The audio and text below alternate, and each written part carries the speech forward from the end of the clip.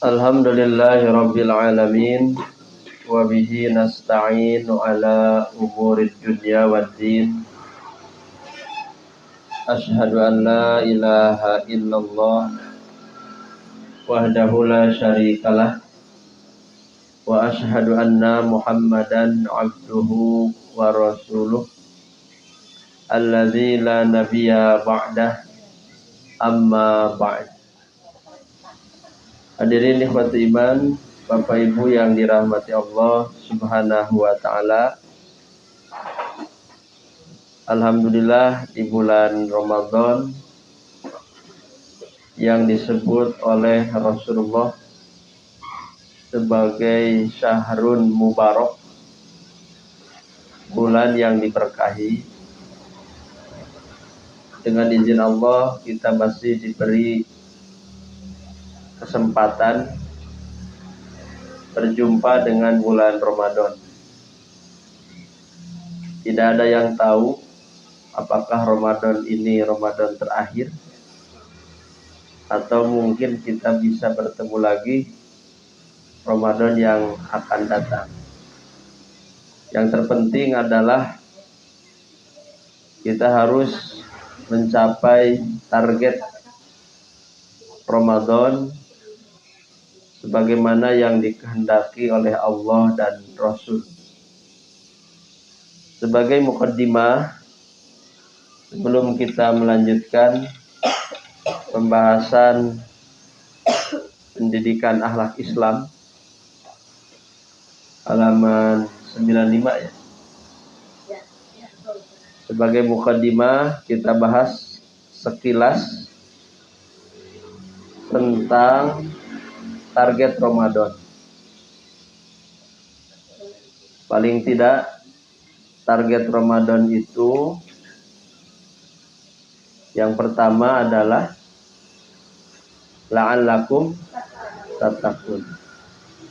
Jadi selama kita berada di bulan Ramadan, target tertinggi setiap muslim adalah menjadi muttaqin, menjadi orang yang bertakwa.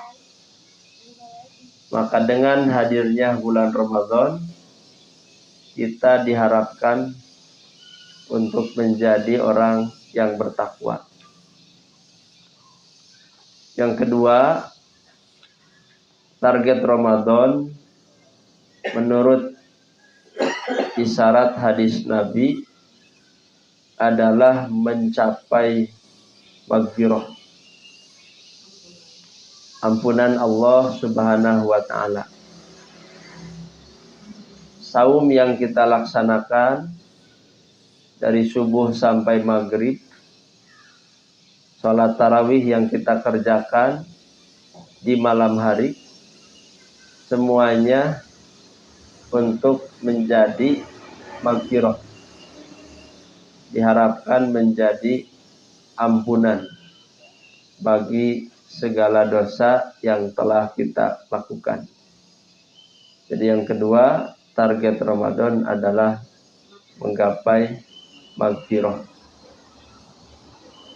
Yang ketiga, di antara target Ramadan itu kita melaksanakan saum berdasarkan ilmu. Kenapa kalimatnya saum berdasarkan ilmu? Karena saum yang berlimpah kebaikan itu in kuntum ta'lamun wa ang tasumu khairul lakum in kuntum ta'lamun. Saum kalian itu lebih baik jika kalian berilmu. Karena itu dalam hadis Nabi memberi ancaman, mengingatkan banyak orang yang saum hanya sekedar menahan lapar dan haus. Nabi juga mengingatkan orang yang belum bisa meninggalkan perkataan bohong, Allah tidak butuh kepada saumnya. Allah tidak butuh kita meninggalkan makan dan minum. Nah, maka ini menjadi peringatan bahwa saum itu harus berdasarkan ilmu. Yang keempat, ketika masuk pada bulan Ramadan, kita harus menjadi sahibul Quran, menjadikan Al-Quran sebagai sahabat. Jadi bukan hanya membaca, bukan hanya sebagai pembaca Al-Quran. Lebih daripada itu adalah menjadi sahib. Karena Rasul mengatakan orang yang mendapatkan syafaat itu sahib. Syafi'an li ashabihi. Quran itu akan menjadi syafaat bagi para sahabatnya. Sudah kita bersahabat dengan Al-Quran? Ketika kita ingin bersahabat dengan Quran, maka konsekuensinya bukan hanya membaca lafaz, tapi mencari makna, mencari hidayah, memahami isi kandungan dari Al-Quran itu. Sehingga ketika kita lalai, ketika kita lupa, maka yang mengingatkan itu langsung adalah Al-Quran. Nah, selama ini hidup kita diingatkan oleh siapa? Mungkin oleh manusia. Nah, kalau orang sudah bersahabat dengan Quran, maka sebaik-baiknya sahabat, sebaik-baiknya pengingat adalah Al-Quran. Itu bagi yang sudah bersahabat. Maka di bulan Ramadan, Quran mengatakan bulan turunnya Al-Quran. Syahrul Ramadan alladzi unzila fihil Quran. Jadi Ramadan ini bulan turunnya Quran, tapi bukan untuk diperingati, tapi untuk dijadikan peringatan. Nah, yang terakhir di antara target Ramadan itu adalah menghidupkan Lailatul Qadar.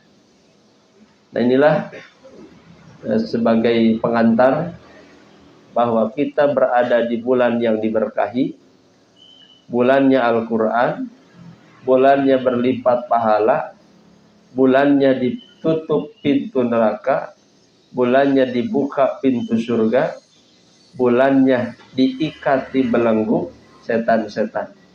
Maka mari kita manfaatkan kesempatan bulan Ramadan ini untuk lebih meningkatkan kualitas dan kuantitas iman, ilmu dan amal soleh kita di hadapan Allah Subhanahu wa ta'ala. Nah, berkaitan dengan bulan Ramadan, kita diingatkan oleh hadis dari Bukhari, dari sahabat Ibnu Abbas, bahwa Rasulullah itu manusia paling dermawan, ajwad. Jadi ada satu sifat akhlak ya, yang di dalam bahasa hadisnya disebut al-jud. Tulisannya jim waw dal, al-jud. Kira-kira apa yang terbayang dalam pikiran kita dengan kalimat itu? Judi. Nah, bukan judi ya, judu. Bisa juga nanti dibaca judi. Jadi jud itu apa? Dermawan. Maka Rasulullah, kata Ibnu Abbas, ajwadun nas, manusia paling dermawan. Kalau dermawan itu kebaikan yang disampaikannya dirasakan oleh orang lain. Itu dermawan. Jadi orang yang dermawan itu berbuat baik, tapi kebaikannya bukan hanya untuk dirinya sendiri, tapi juga dirasa oleh orang lain. Biasanya dermawan seringkali dikaitkan dengan harta ya. Orang banyak harta, kemudian dia mengeluarkan hartanya itu untuk kepentingan agama, untuk membantu orang, maka disebut jud. Bagi yang punya harta, dermawanlah dengan harta. Karena di antara ibadah yang menjadi jaminan orang terhalang masuk neraka adalah ibadah harta. Pintu surga ada berapa, Bu? Dari 8 pintu surga, ada khusus pintu sedekah, ada khusus pintu infak, itu sampai dipisah. Ada pintu saum, ada pintu sholat. Nah, ini menunjukkan sifat dermawan itu dalam Islam sangat mulia. Saking istimewanya, khusus jalur masuk pintu surganya ada. Yang tidak kita temukan pintu surga ahli pengajian. Ternyata belum ada jaminan. Jadi ahli pengajian mah baru berproses mencari. Jadi ketika kita sudah menempuh jadi ahli pengajian, kata Rasul itu sudah salaka. Jadi salaka itu sudah menempuh. Hanya ketika menempuh ada yang sampai, ada yang tidak. Man salaka thariqan yaltamisu fihi ilman. Bahasa nabinya sahalallah, dimudahkan, baru dimudahkan. Artinya ilmu itu baru menjadi perantara saja. Setelah kita mempelajari ilmunya, ternyata masuk surga itu ada yang pintu saum. Berarti kita terdorong untuk menjadi ahli saum. Saum kan gratis ya, hemat uang juga kan. Atau bagi orang yang ingin masuk surga melalui pintu sholat, jadi ahli sholat. Pelajari ilmu tentang sholat itu. Pelajari ilmu tentang saum. Pelajari ilmu tentang sholat. Kalau masuk surganya ingin pintu sholat. Ada yang juga ahli sodako, ahli infak. Pelajari dulu. Jadi menempuh ilmu yang kita pelajari itu yang bisa mengantarkan ke surga. Nah, kata hadis yang tadi, ada ahli sholat, ada ahli jihad, ahli saum, ahli sodako, ahli infak. Nah, kira-kira kita ahli yang mana? Ahli mah pada ahli pengajian nggak ada. Baru itu baru prosesnya. Yang ada ahli wudhu justru. Kalau ahli wudhu bebas masuk surga pintu mana saja. Istimewanya wudhu. Makanya kata Nabi, ciri orang beriman itu selalu menjaga wudhu. La yuhafidhu alal wudhu illa mu'min. Tidak ada yang bisa menjaga wudhu kecuali dia orang yang beriman. Nah, kembali kepada sifat Nabi yang tadi, Ibnu Abbas mengatakan Nabi itu manusia paling dermawan. Tidak pernah Nabi diminta kecuali pasti memberi. Sekalipun Nabi hartanya habis, yang penting orang senang. Itu Nabi. Betapa mulianya sifat Nabi. Lalu kata Ibnu Abbas, ketika datang Ramadan, Nabi itu lebih dermawan lagi. Maka dalam hadisnya lebih cepat dermawannya dari angin yang berhembus. Mananya apa kira-kira? Lebih banyak lagi berbuat baiknya. Nah, itu mananya. Minar rihil mursalah. Jadi kedermawanan Nabi lebih banyak lagi ketika datang bulan Ramadan. Nah, ini menjadi pelajaran bagi kita ya. Terlebih ada saudara, ada keluarga yang membutuhkan, ada yang sakit, selain dengan doa, kita sisihkan sebagian harta kita untuk meringankan. Nah, inilah kesempatan terbaik ketika kita berada di bulan Ramadan, maka kedermawanan harus ditingkatkan. Baik dengan hartanya, dengan pikiran, dengan ilmu, dengan tenaga, bahkan dengan jabatan atau kekuasaan. Nah, itu sebagai tazkirah peringatan berkaitan dengan bulan Ramadan.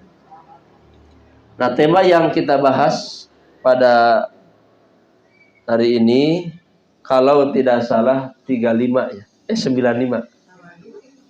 Judulnya apa? Tawadhu'. Pakai ain ya, tawadhu'nya. Nanti ada juga pakai hamzah, tawaddoa, kalau itu berwudu. Kalau ini dari wadoa. Wadoa itu secara arti bahasa menyimpan atau meletakkan. Jadi tawadu itu dari kata wadoa. Kalau menyimpan kemana? Kalau menyimpan pasti ke bawah ya. Ada yang menyimpan ke atas? Ada, tapi tetap jatuh ke bawah. Maka yang disebut tawadu itu dari kata wadoa bermakna menyimpan. Menyimpan itu ke bawah. Dari makna bahasa ini sudah tergambar bahwa tawadu orang yang merendah, tidak meninggi. Itu dari kata wadoa. Nah, kemudian di sini para ahli di bidang akhlak menjelaskan tawadu itu idharut tanazzul anil martabat liman yuradu ta'dhimuhu. Memperlihatkan sikap merendah dari martabat. Martabat itu artinya kedudukan. Kepada orang yang dimaksud untuk diagungkannya. Nah, jadi merendah kepada orang yang diagungkan. Wakila ada juga yang mengatakan ta'dzim man fauqahu. Tawadu itu mengagungkan kepada orang yang di atasnya. Jadi mengagungkan orang yang ada di atasnya. Baik dari sisi usia di atasnya itu, ataupun dari sisi pengalaman, ataupun dari sisi keilmuan, dari sisi jabatan. Wa fi lifadlihi, karena adanya keutamaan. Wa fir risalah al-Qusyairiyah, dalam risalah al-Qusyairiyah disebut at-tawadu' al-istislam lil haq, berserah diri terhadap kebenaran. Wa tarkul i'tirad fil hukmi, dan tidak berpaling dalam hukum. Jelas kira-kira maknanya? Jadi tawadu itu apa? Merendah, mengagungkan orang yang di atas karena adanya keistimewaan, kemudian berserah diri kepada kebenaran. Jadi orang yang tawadu tidak mungkin menolak kebenaran. Nah, itu. Orang yang tawadu pasti dia siap untuk menerima kebenaran dari siapapun. Makanya dalam hadis Nabi pernah bersabda, wajib mendengar dan taat kepada pemimpin, sekalipun dia adalah hamba sahaya dari Habasyah. Ini contoh tawadu. Ya. Jadi wajib kita menghormat kepada pemimpin, sekalipun dia hamba sahaya. Nah, ini contoh al-istislam lil haqqi wa tarkil i'tirad, dan tidak berpaling dalam hukum. Jadi orang tawadu itu selalu ingin hidupnya sesuai dengan hukum Allah. Nah, itu tawadu. Makna lain dari tawadu adalah adamul kibri. Tawadu itu adalah tidak sombong. Kalau sombong apa, Bu? Sombong itu kata Nabi batrul haq. Jadi orang yang sombong itu jangan dipahami yang mobilnya mewah. Belum tentu juga. Tidak bisa melihat sombong dari penampilan fisik. Sombong itu kata Nabi batrul haq, orang yang menolak kebenaran. Jadi kata kuncinya itu. Sudah tahu kebenaran tapi dia tolak. Nah, itu orang sombong. Sudah jelas dalilnya dari Al-Quran, dari hadis, tapi tidak mau menerimanya, itulah orang yang sombong. Nah, maka orang yang tawadu tidak mungkin begitu. Sikap orang yang tawadu siap menerima kebenaran dari siapapun. Sepanjang itu benar, siap untuk diterima. Nah, itu sikap tawadu. Yang kedua, kata Nabi, al-kibru itu, sombong itu, gomtun nas. Jadi merendahkan manusia. Nah, itulah sifat sombong. Maka orang yang tawadu berarti tidak menolak kebenaran dan tidak meremehkan kepada orang lain. Berikutnya, ini dalil-dalil yang menjadi dasar bahwa tawadu itu sangat penting.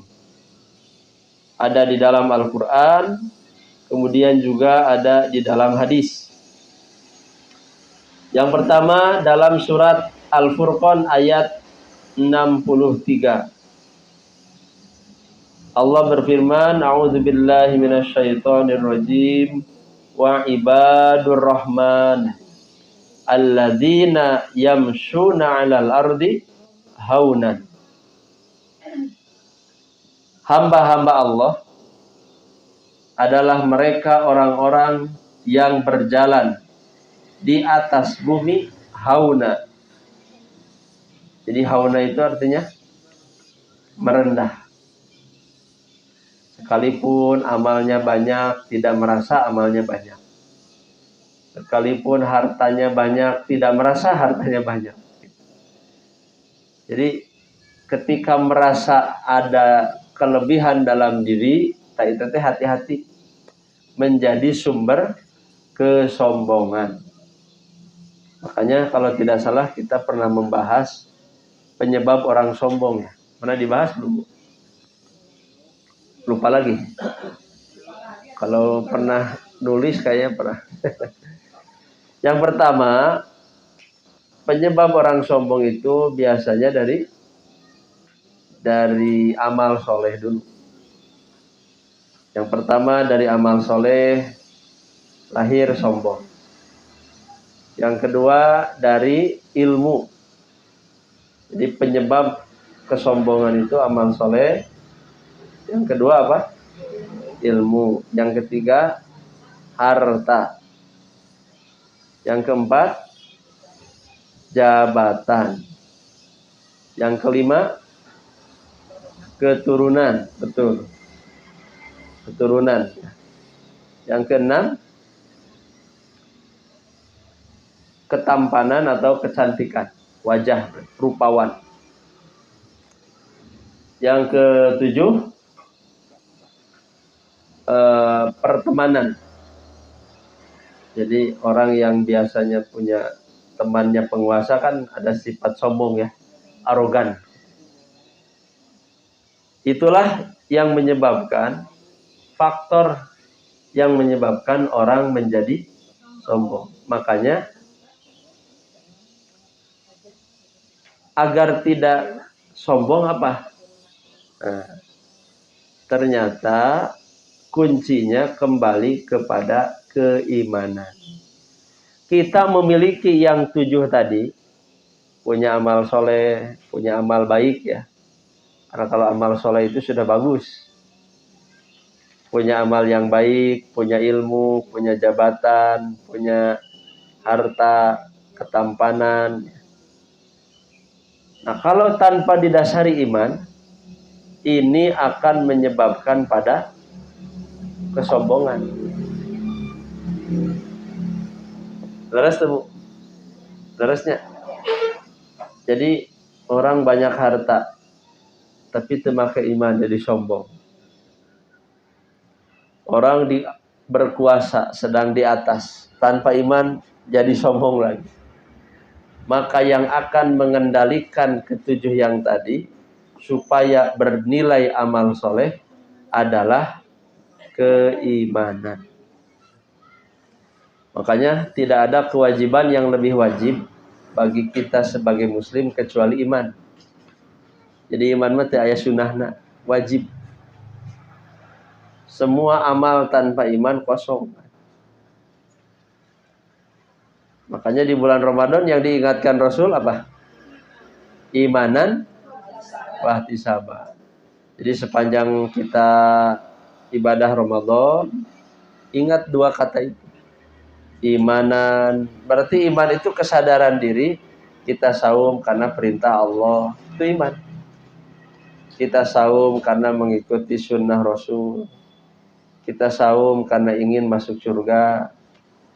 Itu ihtisab. Yang kedua ihtisab. Ihtisab itu apa? Ngarep-ngarep. Ibu dengan saum mengharapkan apa? Ngarah teh isin we ku batur. Nah, itu gak ada ihtisab. Kenapa kita harus saum? Apa yang diharapkan dengan saum itu? 1, diampuni dosa. Sepanjang kita saum, ingat itu. Jam 6 kita berbicara dalam hati, ya Allah, mudah-mudahan saum teh jadi jalan di hampura dosa. Itu jam 6. Masuk jam 7 ngomong lagi itu. Ya Allah, mudah-mudahan dosa abdi teh dihapus dengan saum ini. Masuk jam 8 ganti lagi, ya Allah, mudah-mudahan saum ini menjadi jalan menuju surga. Terus 12 jam kita saum, jangan lupakan imanan wahtisaban. Karena ini intinya.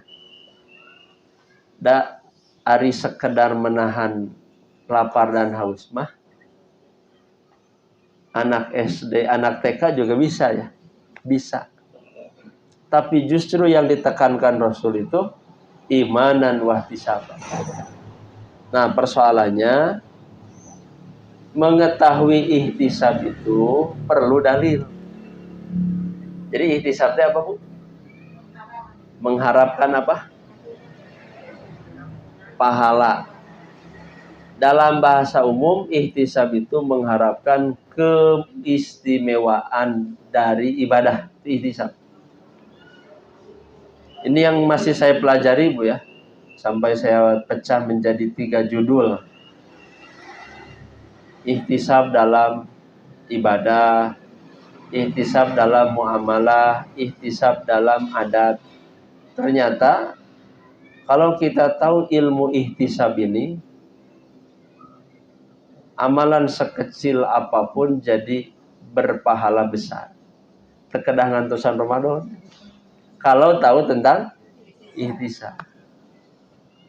Sudah kegambar ihtisab?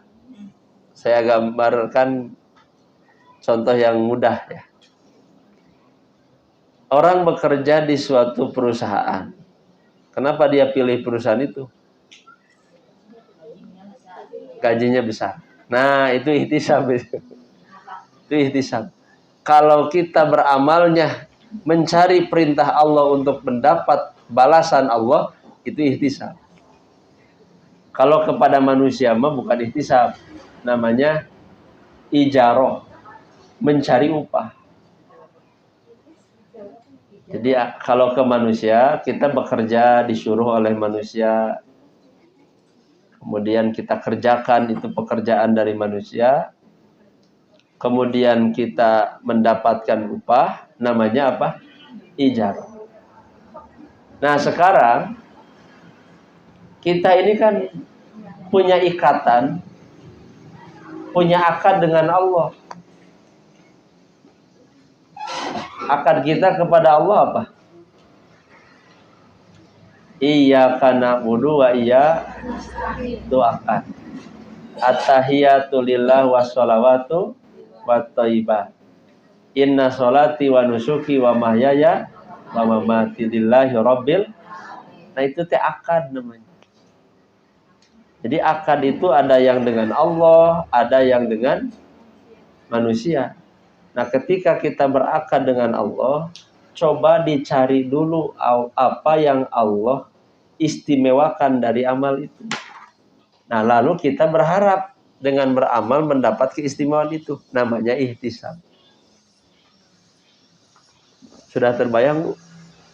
Saya ditanya oleh ibu-ibu, sama seperti ibu usianya 60 ke atas. Jadi beliau bertanya, Ustaz betul tidak katanya kita ini beramal saja karena Allah.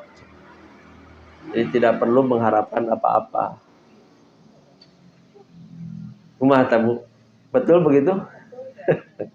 Jadi kita ini beramal saja karena Allah, tidak perlu mengharapkan apa-apa. Justru ini bertentangan dengan apa yang Allah perintahkan. Yang memerintahkan kita untuk mengharapkan pahala dari Allah siapa? Allah. Jadi yang benar, betul kita beramal karena Allah dan juga karena apa yang Allah janjikan. Jadi karena Allah ini memang maknanya luas. Karena Allah itu apanya? 1, ridhonya. 2, rahmatnya. 3, ampunannya. 4, surganya. 5, pahalanya. Itu karena Allah luas. Nah persoalannya adalah, tahu tidak seseorang itu setiap amal yang Allah perintahkan itu pasti ada kemuliaan. Coba. Kalau nggak tahu ilmunya ya nggak tahu. Nah kalau tidak tahu ilmunya tidak ada ihtisab. Nah, itu konsekuensinya. Saume orang pada muslim itu kecil nilai pahala. Menyadari saya saum karena saya muslim. Kalau saya kafir saya tidak akan saum. Itu masih belum ihtisab. Tapi kalau ihtisab itu paling tidak pernah saya kumpulkan sekitar 15 ya. Kemuliaan di balik ibadah saum. Kurang lebih itu ada belasan. Itu kemuliaan ibadah saum. Nah, jadi kembali kepada persoalan tawadu. Salah. Intinya kita akan mendapatkan kemuliaan dari Allah itu ketika dasar melaksanakannya adalah imanan wahtisaban. Kita lanjutkan yang kedua, surat Ali Imran ayat 159. Fabima rahmatim minallah linta lahum. Disebabkan rahmat dari Allah lah kamu Muhammad berlaku lemah lembut kepada mereka. Jadi Nabi itu punya sifat lisa, layinun. Layinun itu apa? Lemah lembut. Walau kunta faddan ghalidhal qalbi lan faddu min haulik. Kata Allah, sekiranya kamu bersikap keras dan berhati kasar, tentulah mereka menjauhkan diri dari sekelilingmu. Nah ini semacam peringatan. Kalau Nabi keras, orang akan menghindari Nabi. Fa'fu anhum wastaghfir lahum wasyawirhum fil amri. Karena itu maafkanlah mereka. Wastaghfir lahum, dan mohonkanlah ampun bagi mereka. wasyawirhum fil amri, dan bermusyawarahlah dengan mereka dalam urusan itu. Nah, ini sifat Nabi ya. Yang pertama, maafkan, mohonkan ampunan untuk mereka kepada Allah, dan hendaklah bermusyawarah. Fa idza azamta fatawakkal 'ala Allah. Jika kamu sudah bertekad, hendaklah bertawakal kepada Allah. Innallaha yuhibbul mutawakkilin. Sesungguhnya Allah mencintai orang-orang yang bertawakal. Jadi dalam ayat ini, mana yang menunjukkan sikap tawadu? Linta lahu. Harus bersikap lembut, tidak bersikap keras hati. Itulah tawadunya Nabi. Makanya kan pernah Nabi dilempari ya. Dilempari oleh batu ketika dakwah di Thaif. Kemudian berdarah. Apa yang diucapkan Nabi? Allahumma gfir lahum. Ya Allah, ampunilah mereka.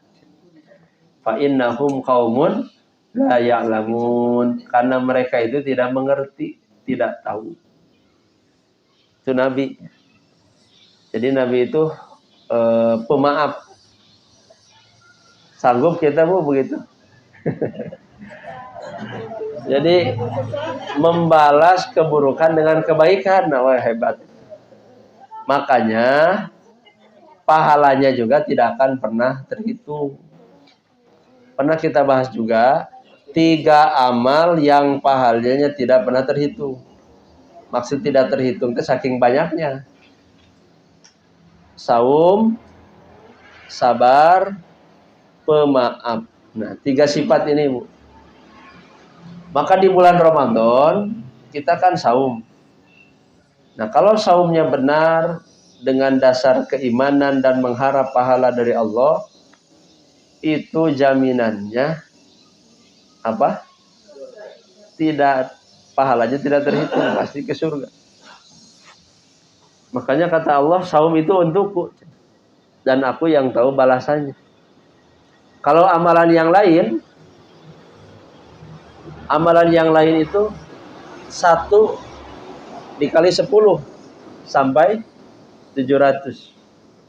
Kecuali saum, kata Allah. Saum itu untukku dan aku yang tahu balasannya. Coba Bu merenung sejenak ya. Memang saum itu ibadah lama kan? Lama nggak? Lama. Sholat tidak lebih dari sejam. Kalau di total 5 waktu. Apalagi memberi uang. Diberi saja udah selesai. Tapi kalau saum 12 jam Pak. Makanya secara logika yang sederhana saja, memang pahalanya berlimpah karena melaksanakannya juga lama. Nah, itulah istimewanya saum. Pahalanya tidak terhitung. Yang kedua, sabar. Nah, sabar ini ruh ya. Ruh di dalam kita beramal. Makanya Rasulullah mengagumi orang yang beriman karena apa? Ketika ditimpa kesulitan dia bersabar. Ketika ditimpa kebaikan dia bersyukur. Tapi yang sulit itu sabar atau syukur? Versi ibu-ibu. Yang sulit sabar syukur. Oh, berarti syukur gampang. Ya kalau menurut Umar katanya syukur yang lebih berat. Karena orang bersyukur harus memberi. Orang bersabar harus menahan. Menahan dengan memberi mana yang berat? Memberi. Jadi semakin orang banyak nikmatnya, semakin besar tuntutan untuk memberi, untuk melaksanakan perintah Allah. Makanya di dalam Qur'annya juga wa qalilun min ibadiya syakur. Sedikit sekali hambaku yang bersyukur. Jadi nu mampu bersyukur mah sedikit. Yang ketiga setelah sabar adalah memaafkan. Nah ini. Makanya kalau kita hayati lebih dalam hikmah saum itu ternyata melatih menjadi orang yang bersabar dan memaafkan. Termasuk bersyukur. Hanya betul pahalanya tidak terbatas. Ya. Tapi kalau saumnya benar. Saumnya menghasilkan sabar menjadi pemaaf. Nah kembali ke ayat ini. Inilah ketawaduan Rasulullah. Beliau sekalipun Rasul tapi tidak bersikap kasar, tidak bersikap keras, tapi bersikap lembut. Selanjutnya dalam surat Al-Hijr ayat 88. Nah, ini kalimatnya adalah waqfid janahaka lil mu'minin, dan berendah dirilah kamu terhadap orang-orang yang beriman. Harus merendah. Makanya nanti ada hadis tidak sempurna iman sehingga dia mencintai saudaranya apa yang dia cintai untuk dirinya sendiri. Ada ulama hadis yang mengatakan begini. Jadi hadis itu katanya hadis tentang tawadu. Jadi keimanan kita ini teruji ketika kita tidak mau soleh sendirian. Itu. Enak ya Bu. Ketika kita soleh, merasa nyaman nggak? Sementara orang lain belum soleh, merasa nyaman tidak? Orang beriman tidak akan merasa nyaman. Jadi sifat orang beriman itu, alhamdulillah saya bisa sholat, saya bisa ngaji, saya bisa baca Quran, alhamdulillah. Tapi sikap orang beriman itu mengupayakan bagaimana orang lain juga sama seperti dirinya. Itulah tawadu. Kebayang tuh. Kita bertahap dulu misalnya dari dalam keluarga ya. Dalam lingkungan keluarga, misalnya kita sudah mampu melaksanakan syariat Islam. Sementara anggota keluarga kita yang lain, baik itu suami, istri atau anak, belum mampu mengamalkan. Maka orang yang tawadu akan berupaya mengingatkan, bukan merendahkan. Nah ini yang poin dari tawadu itu. Usia tamatara sholat juga orang. Kan jadi tidak tawadu. Nah di sana hilang ketawaduan. Justru orang tawadu itu dia berpikir bagaimana anak saya juga bisa sholat, anak saya juga bisa ikut ngaji. Itu orang tawadu. Hadisnya yang tadi, la yu'minu ahadukum hatta yuhibba li akhihi ma yuhibbu li nafsihi. Maka orang tawadu tidak mungkin dia merasa tenang dengan kesolehan dirinya. Jadi lamun jongjon dina kesolehan diri, moal tawadu. Jadi harus ada semacam kegelisahan. Ya Allah, alhamdulillah abdi mah ya sangos kan kumaha keluarga abdinya. Kumaha sahabat-sahabat, kumaha tetangga gitu. Pernah terpikir ke sana enggak? Nah, itulah tawadu. Jadi tawadu yang hakiki itu seperti itu. Kalau kita ada pikiran ingin orang lain pun soleh seperti yang kita lakukan, itulah lahirnya tawadu.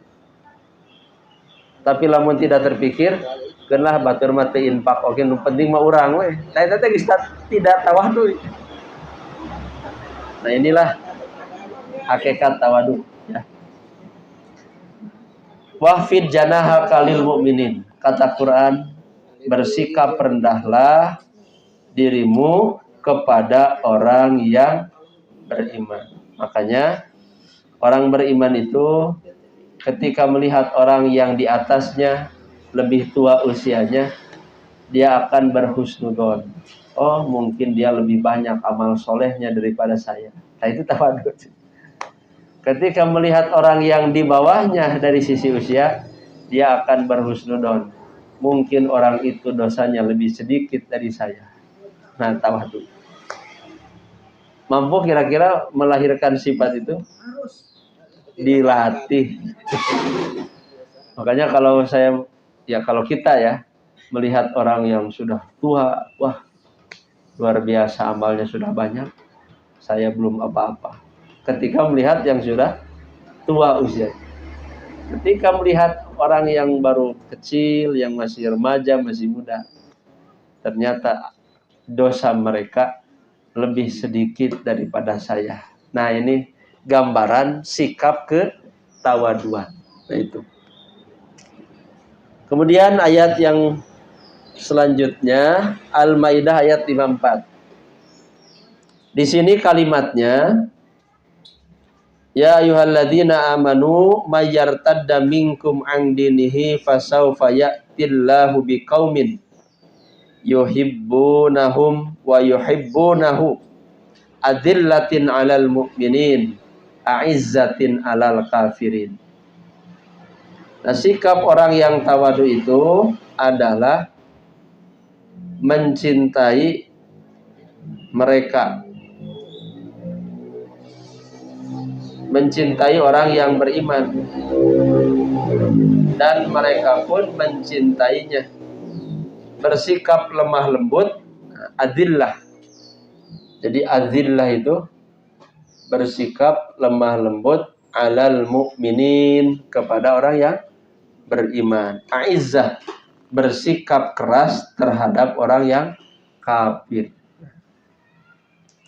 Nah, ini tawadu.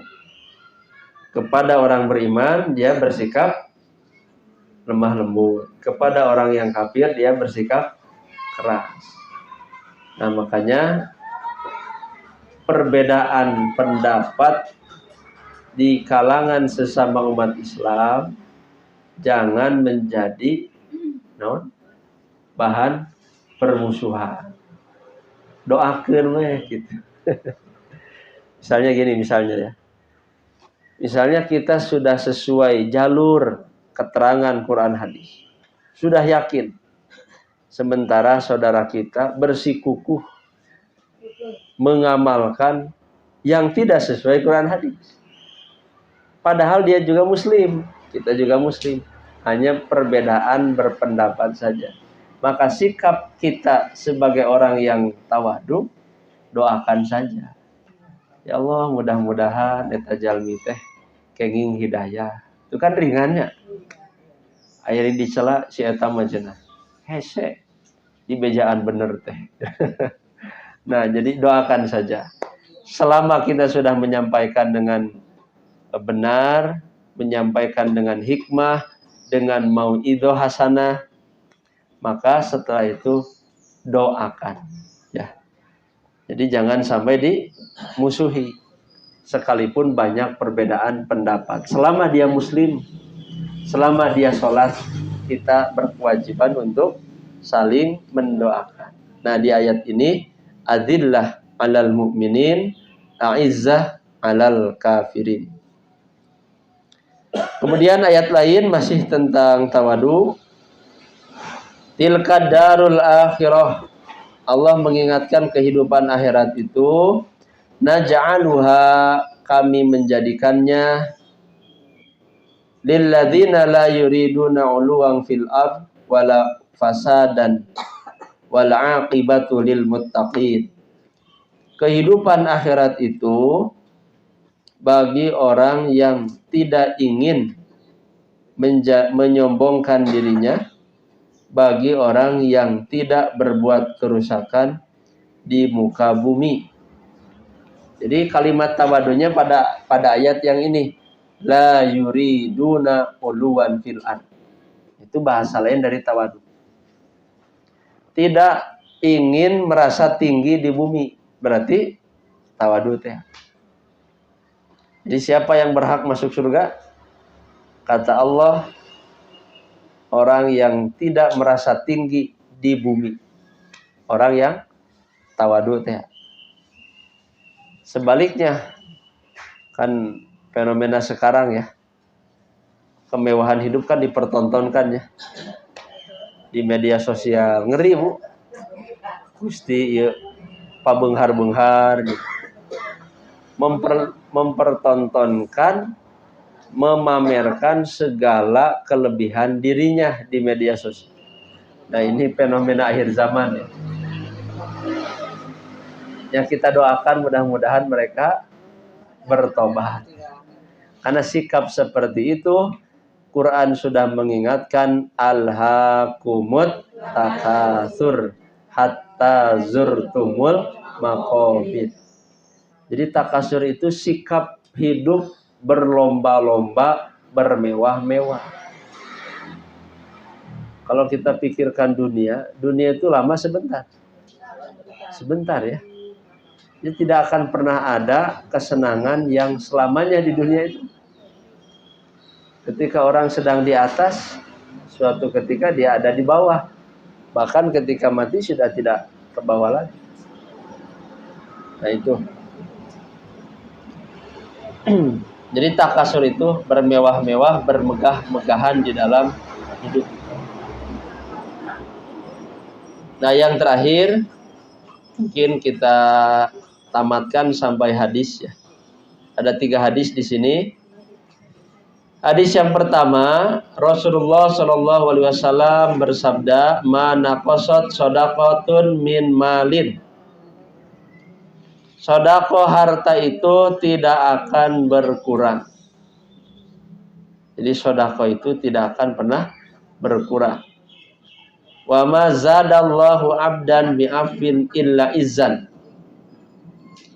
Tidaklah Allah menambahkan bagi hamba yang memaafkan kecuali kemuliaan. Jadi kemuliaan hidup itu bagi siapa? Bagi yang memaafkan. Nah, ciri memaafkan tuh tidak mau punya musuh. Orang berbuat salah dianggap ya sudah selesai. Ya, jadi maafkan ya. Memaafkan itu dari kata afa. Afa itu artinya menghapus. Kalau menghapus jangan ada lagi dendam. Artinya memaafkan. Nah, yang ketiga, wa ma tawadu'a ahadun lillah illa rafa'ahullah. Tidaklah seorang hamba itu bersikap tawadu karena Allah, kecuali Allah akan mengangkat derajatnya. Ada yang tidak tawadu karena Allah? Kira-kira ada yang tidak tawadunya karena Allah? Ada. Kalau tidak karena Allah, karena apa berarti? Karena manusia ya. Ada yang begitu? Banyak. Nah, misalnya orang-orang yang bekerja biasanya, karyawan ya, SOP itu. SOP. Kalau kita pergi ke toko-toko kan ramah ya, ramah karena ingin dibeli itu. Tawadu ya, senyum. Karena itu SOP pebisnis ya harus begitu. Gak boleh pembisnis itu judes, mal payu itu. Ya. Itu bukan karena Allah berarti. Karena dagangannya ingin dibeli. Jadi bersikap tawadu. Bukan karena Allah. Yang diangkat Allah itu adalah tawadunya karena Allah. Nah, itu mah tawadu bahasa Sunda. Kemudian hadis yang kedua, Rasulullah Shallallahu Alaihi Wasallam juga mengatakan, Innallaha auha ilayya. Sesungguhnya Allah mewahyukan kepadaku, antawadu'u. Hendaklah kalian bersikap tawadu. Jadi, tawadulah kalian, kata Rasulullah. Sehingga la yabkhuru ahadun ala ahadin wala yabghi ahadun ala ahadin. Sehingga salah seorang di antara kalian tidak merasa bangga diri atas orang lain dan juga tidak melampaui batas atas yang lain. Jadi tawadu itu sifat akhlak yang diperintahkan oleh Nabi. Sehingga hasil dari tawadu apa? Tidak ada orang yang direndahkan. Jadi orang itu dimuliakan, dihormati, didoakan, ya. Tidak ada yang direndahkan. Yang terakhir, nah ini hadis yang terakhir. Rasulullah Shallallahu Alaihi Wasallam mengatakan, "Man tarakal libas tawadu'an lillah, wa huwa yaqdiru alaih, da'ahu Allah yaumal qiyamah ala ru'usil khalaik hatta yukhayyiruhu min ayyi hilalil imani sya'a yalbisuha." Barang siapa yang meninggalkan pakaian karena tawadu kepada Allah padahal dia mampu, maka Allah akan memanggilnya pada hari kiamat di antara para pemimpin makhluk sehingga Allah memilih dari ikatan iman manapun yang dia kehendaki, maka dia akan memakainya. Artos, Bu? Jadi orang teh mampu, kita itu mampu membeli pakaian, membeli kendaraan, membeli rumah, tapi kita tinggalkan itu. Demi apa? Bukan karena tidak ada uang, ya, kan mampu tadi juga. Karena kepentingan lain yang dikehendaki oleh Allah. Ini nyambung dengan isar. Masih ingat isar? Nukumahatnya isar teh? Mementingkan orang lain daripada diri. Jadi nyambung. Jadi antara isar dengan tawadu itu erat kaitannya. Dia sebetulnya mampu membeli apapun. Dia tinggalkan kemewahan itu. Ya seperti Nabi lah ya. Nabi itu kan rumahnya sangat sederhana. Apakah Nabi tidak mampu? Jadi Nabi itu hidupnya sederhana. Yang mewahnya sedekah, itu Nabi. Kalau orang sekarang yang mewahnya hidupnya yang mewah, sedekahnya sederhana.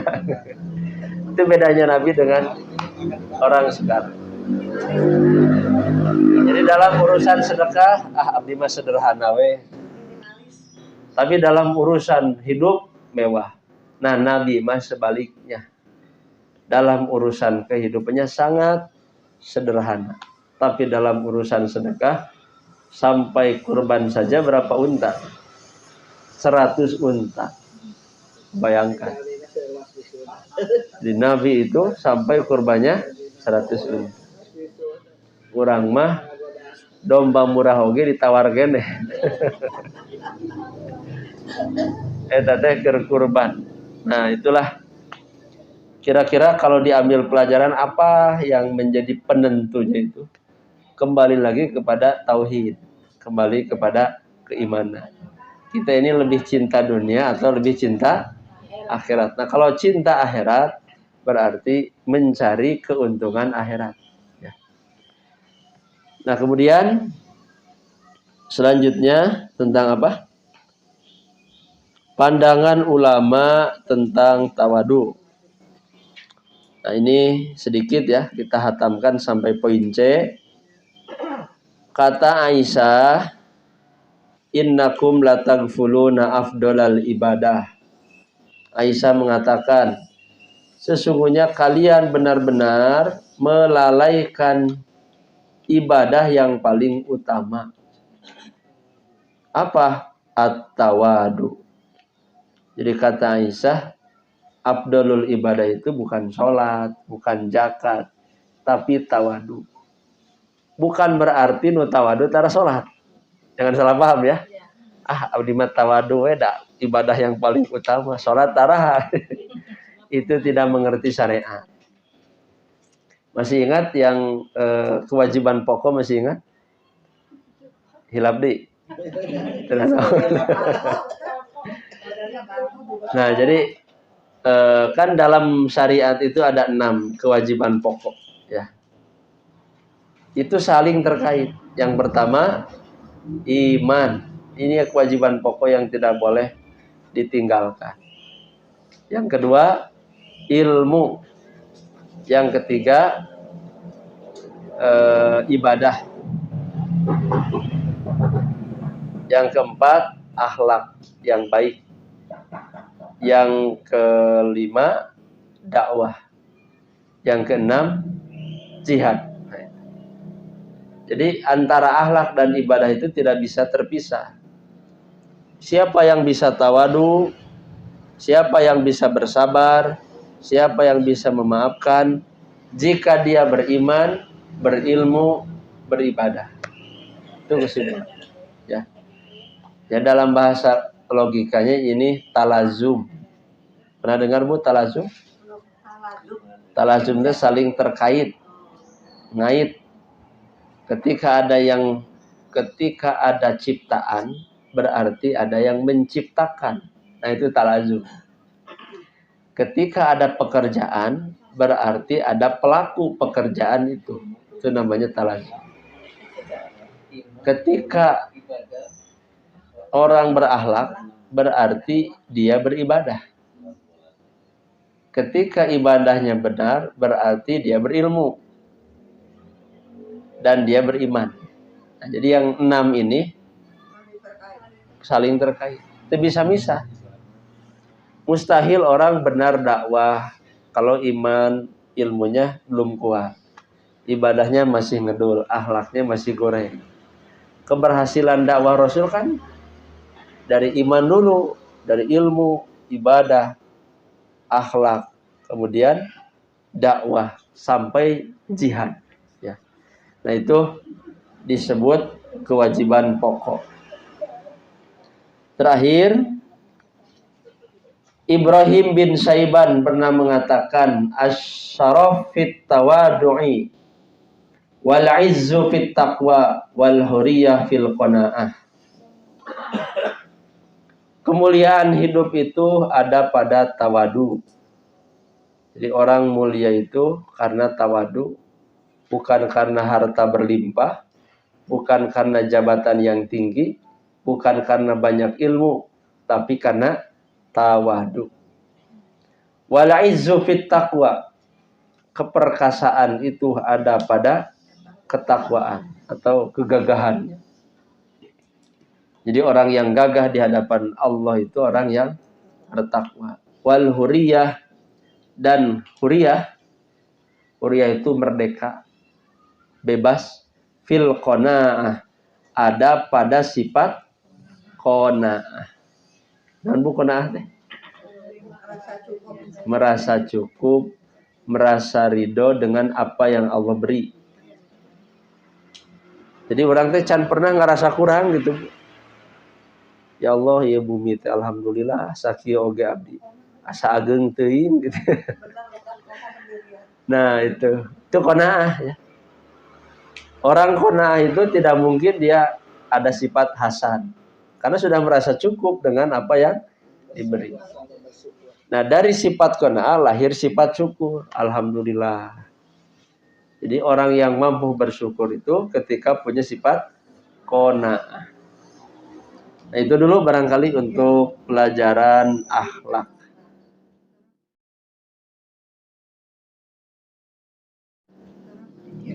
Zikir masih ada waktu? Masih ya?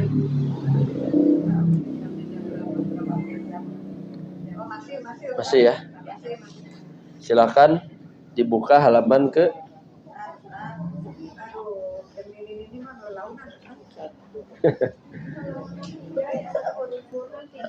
halaman 63.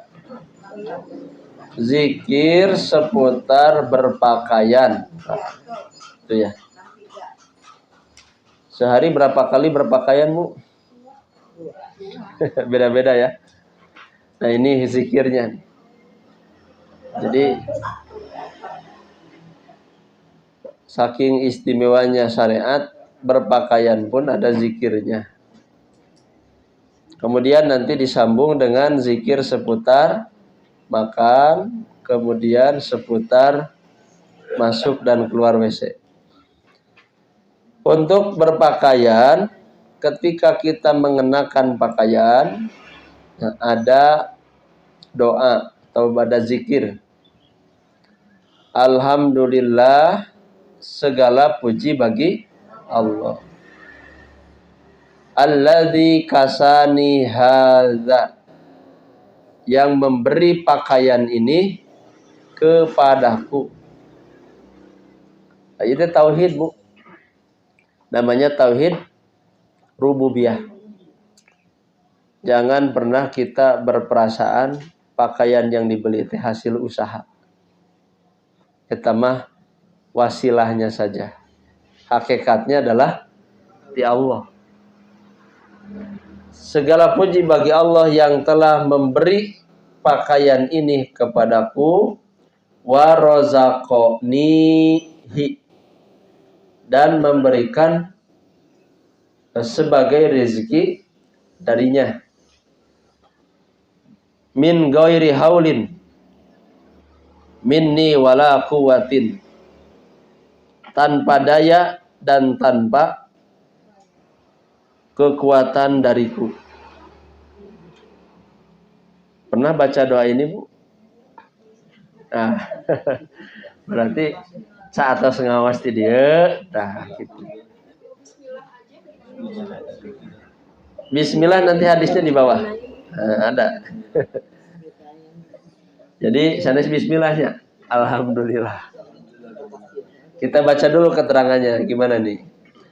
Orang yang membaca zikir tersebut ketika mengenakan pakaiannya, maka dosanya yang terdahulu dan akan datang dihapus. Istimewa ya. Terkadang antusan som Ramadannya, Bu, ternyata banyak juga.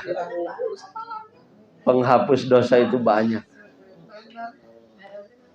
Makanya kalau berbicara tentang maghfirah ya, itu dalam kitab sampai 300 amal, di antaranya yang mendatangkan maghfirah.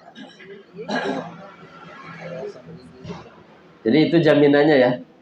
Alhamdulillahilladzi kasani hadza farazaqanihi min ghairi haulin minni wala quwwatin. Kalau kita merutinkan zikir ini, jaminannya dosa dihapus. Ya. Hadis ini sahih menurut syarat Bukhari. Riwayat Al-Hakim nomor hadis 1870 dari Mu'ad bin Anas. Yang kedua, nah nanti kan Idul Fitri rata-rata baju baru ya. Rata-rata. Bagaimana kalau pakaiannya pakaian yang baru? Nah, ini doanya beda lagi ternyata. Allahumma ya Allah, lakal hamdu, hanya bagimu segala pujian. Anta kasautanihi, engkaulah yang memberikannya kepadaku. Tauhid lagi nih. Jadi orang yang bertauhid mah selalu saja disandarkan kepada Allah. Aya kamari jamaah sudah tua ya. Namanya Abah. Jadi, beliau selalu mengingat menyandarkan kepada Allah. Kamari cenah nabrak mobil alus. Alhamdulillah ku Allah disalametkeun. Nah, maksudnya gimana disalametkeun? Karena yang punya mobil mewah itu meminta ganti karena mobilnya katabrak. Yang nyupir anaknya. Jadi yang nyupir anaknya jatuh, abahnya selamat. Alhamdulillah ku Allah disalametkeun. Anu kaduana ketika ditagih tidak dipertemukan dengan yang punya mobil itu karena diselamatkan oleh tukang gojek 10 orang. Geus tong ditagih moal mampuheun. Alhamdulillah cenah ku Allah disalametkeun. Nah itu contoh tauhid. Jadi apapun yang kita rasakan jangan lupa mengucapkan alhamdulillah. Karena dalam syariat jangankan nikmat, Bu. Alhamdulillah itu jangankan nikmat. Yang tidak kita sukai saja jangan lupa alhamdulillah. Sok. Sanes. Coba misalnya gini. Misalnya nih, kondisi rumah berantakan. Misalnya. Maca naon? Astagfirullah. Kalau orang yang tauhidnya tinggi, dia alhamdulillah. Alhamdulillah ala kulli hal. Segala puji bagi Allah dalam setiap keadaan. Itu ngan hese teteh kalau tidak didorong iman, itulah kembali lagi. Jadi kondisi sesulit apapun syariat mengajarkan alhamdulillah. Ya. Anta kasautanihi, engkaulah yang memberikan pakaian ini kepadaku. As'aluka min khairihi, aku memohon kepadamu kebaikan pakaian itu, kebaikannya. Jadi orang teh gaduh acuk, ya Allah mudah-mudahan pakaian ini bisa dipakai ibadah. Makanya niatnya harus benar. Punya barang itu niatnya harus benar. Punya kendaraan untuk apa? Ieu mah gengsi we piraku abdi. Seueur artos teu gaduh. Nah, tidak jadi pahala itu. Kan pernah dibahas ya. Orang punya barang itu 3 kemungkinan. Jadi pahala, jadi dosa, jadi penutup saja. Ya. Orang punya pakaian 3 kemungkinan. 1 jadi ajrun, jadi pahala. Niatnya apa? Menutup aurat. Niatnya apa? Khusyuk dalam melaksanakan sholat, ibadah. Itu niatnya. Berarti pakaiannya jadi ajrun. Ada juga yang kedua, jadi wizrun. Kalau wizrun apa? Dosa.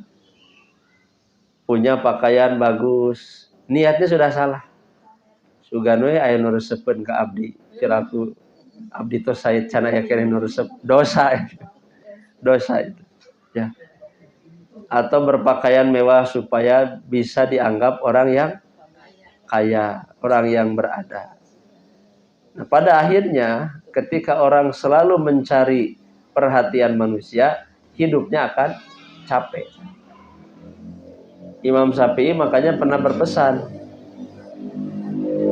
ridho manusia itu tidak ada ujungnya. Jadi kalau yang kita cari ridho manusia tidak akan ada puas, tidak ada ujung. Nah yang ketiga, ada orang berpakaian, berkendaraan, punya barang menjadi sitrun atau satrun ya. Intinya penutup saja. Punya mobil, supaya teu kahujanan weh cenah ieu mah. Teu aya abdi mah teu aya niat sombong. An ieu mah supaya teu kahujanan, teu kapanasan. Itu jadi pahala berarti. Tapi kalau orang niatnya ingin punya kendaraan mobil supaya nanti kalau ada yang mau ikut ngaji bisa saya bawa. Supaya nanti ada orang yang minta tolong ke rumah sakit bisa saya antar. Sudah bagus niatnya tuh. Maka mobilnya jadi mobil barokah. Nah, jadi keberkahan itu ketika yang merasakannya bukan hanya diri kita sendiri, tapi juga orang lain. Ada seorang ustadz punya prinsip begini ya. Jadi dia punya santri dan prinsip hidupnya ingin saja makanan yang dimasaknya itu bisa dinikmati oleh santri. Sederhana ya. Jadi ingin selalu makanannya itu bisa dinikmati oleh santri. Oh, itu sesuai hadis. Kata Nabi, kalau bisa makananmu itu hanya dimakan oleh orang yang bertakwa. Jadi ibu warugi lamun orang infak kanu soleh, kanu bager, kanu getol ibadah kepada orang yang sedang berada di jalan Allah, tidak akan pernah rugi. Bukan hanya bernilai pahala, tapi itu menjadi keberkahan. Makanya nyambung dengan tadi bab wakaf. Jadi dalam hadisnya itu 7 amal ya. Nah dibahas belum? 7 amal. 7 amal apa ya? Yang pahalanya mengalir. Yang kita tahu selama ini kan 3 ya. Sedekah, ilmu yang bermanfaat, dan anak soleh yang mendoakan. Dalam hadis lain itu 7. Bahkan ada ulama yang menghitungnya 10. Jadi 10 itu memang berdasarkan hadis juga. 7 itu, yang 7 riwayat Al-Bazzar. Kalau yang 3 riwayat Muslim. Tapi yang 7 ini kalau saya perhatikan cabang dari yang 3.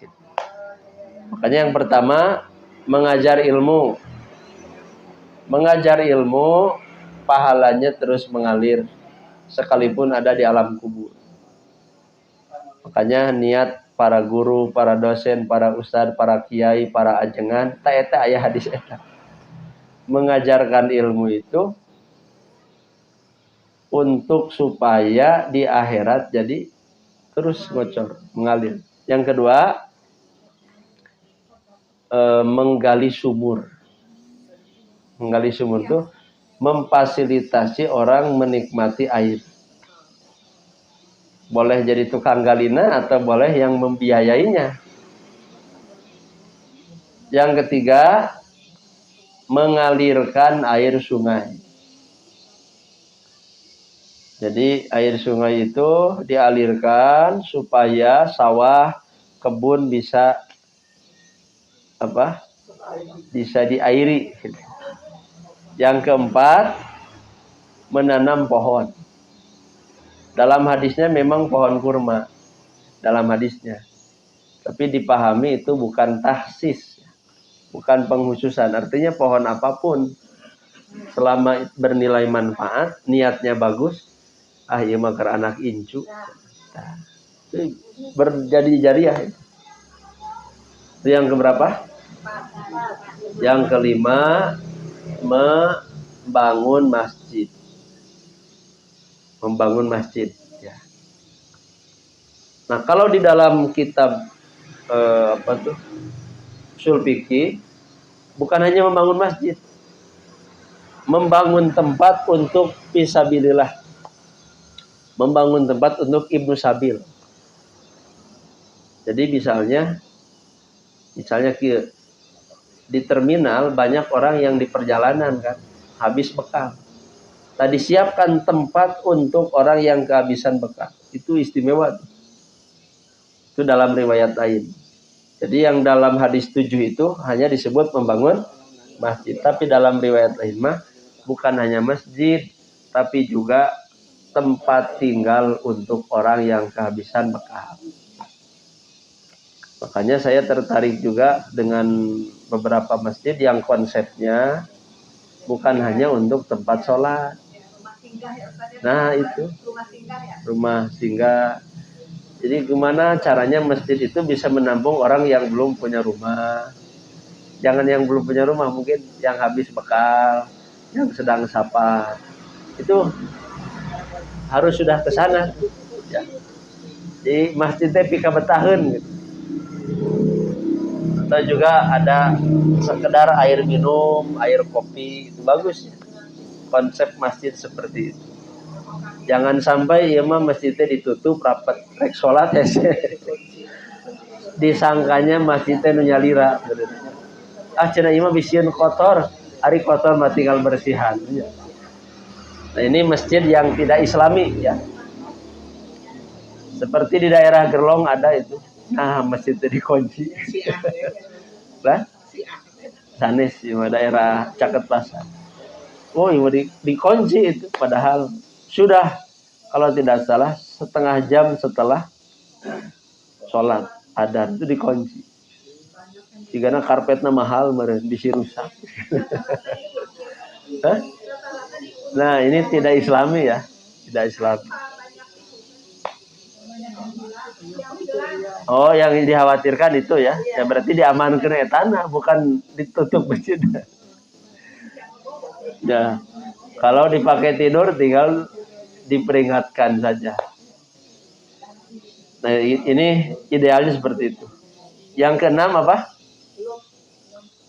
Mewariskan mushaf.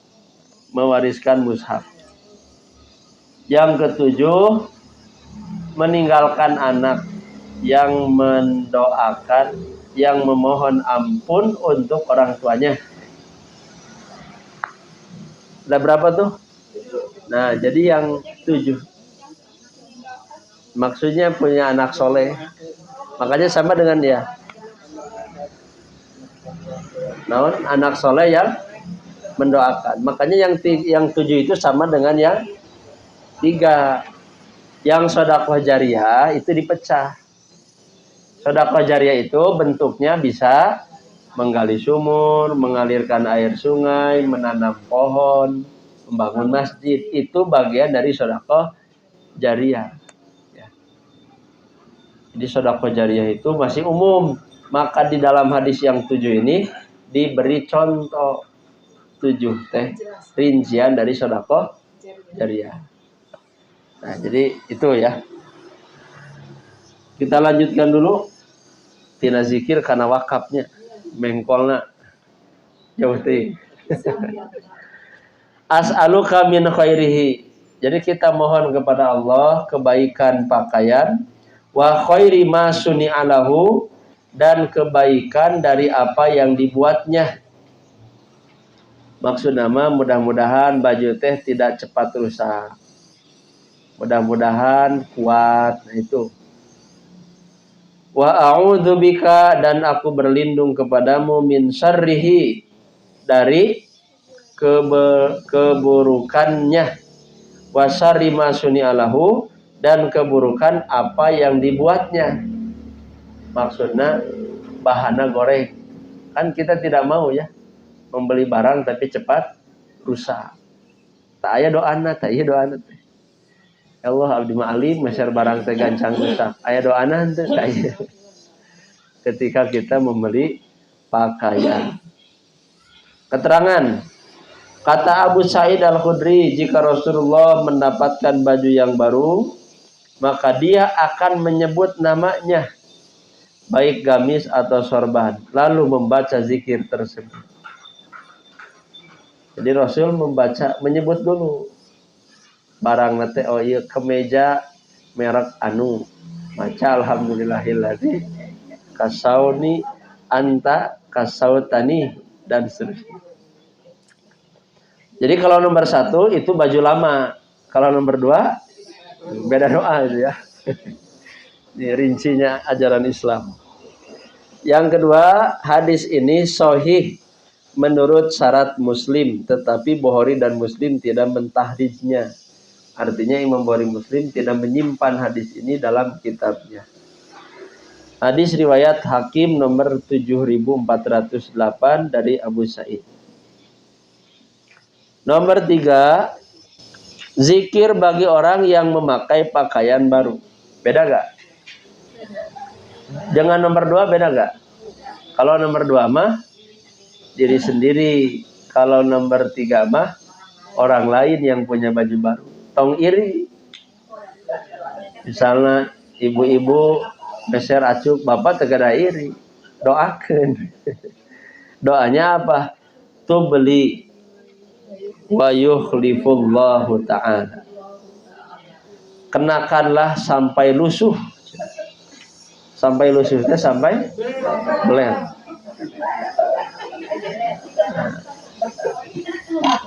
Peringatannya apa, Bu? Peringatannya jangan sampai kita beli pakaian karena sukanya aja. Geus dibeli tara dipakai. Ini menyalahi doa. Dalam doanya tuh beli sok pakai dugi karusa. Kumaha kalau sudah dibeli tapi tidak suka atau tidak dipakai, caranya di sodako daripada angke di akhirat ditaros. Nah cenah ibu seueur meser acung tara dianggo dina hadisna oke tuh beli sampai kucel ya gitu. Secara manusiawi aduh dah kumaha da teresep deui sodaqoh gitu. Makanya kan banyak orang yang mengadakan bakti sosial baju layak pakai. Kita salurkan ke sana. Ya. Di daerah Ujung Berung tuh Bu ada program apa tuh namanya?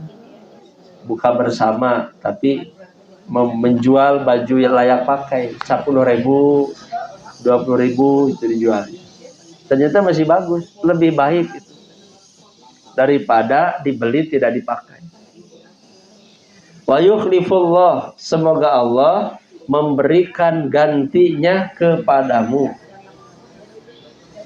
Nah, jadi ini semacam pesan ya kepada orang yang punya pakaian baru, tuh beli wa yukhlifullah, sok dianggo sampai lusuh dan mudah-mudahan kalau sudah lusuh Allah mengganti yang baru. Nah, itu doanya. Keterangan kata abunya satu kali ya, bukan abu-abu ini.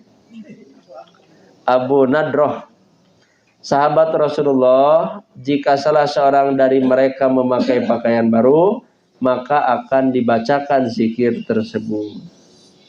Jadi sudah jadi syiar di kalangan sahabat. Di orang mah, naon gitu, di naon, diceh-cehkeun ya barudak. Nah gitu. Eta teh nyunah. Tanu nyunah mah ieu, tu beli wa yuhlifullah.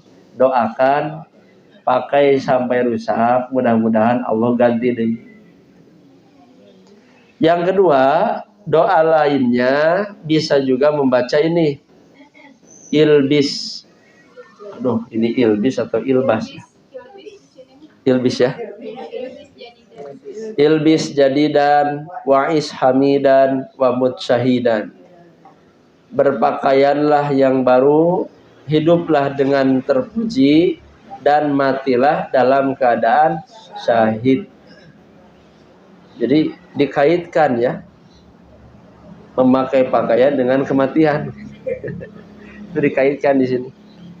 Ilbis jadid wa'is hamid wa mutsyahiid.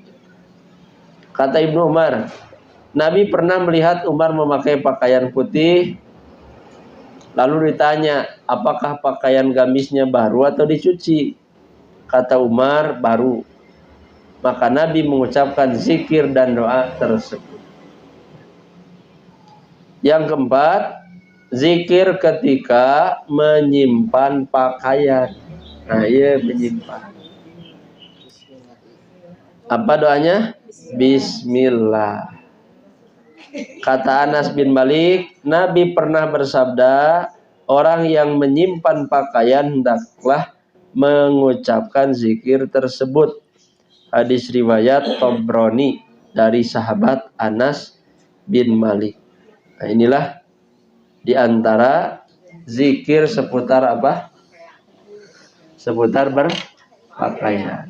Jadi satu, ada memakai pakaian sekalipun tidak baru. Yang kedua, memakai pakaian apabila baru, doanya. Yang ketiga, orang lain yang memakai pakaian baru. Yang keempat, menyimpan pakaian.